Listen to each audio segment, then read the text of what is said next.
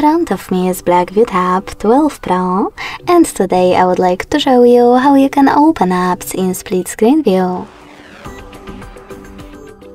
Begin by opening one of your apps that you wish to use in this view on the top half of your screen in the background.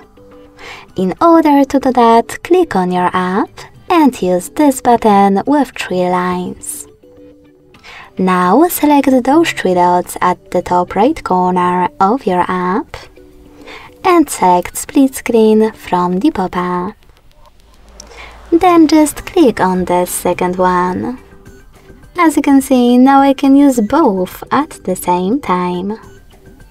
If you wish to go back from this mode, drag one of your apps all the way up or all the way down and tap on Home button.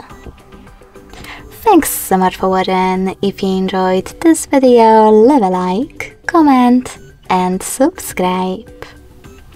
Bye!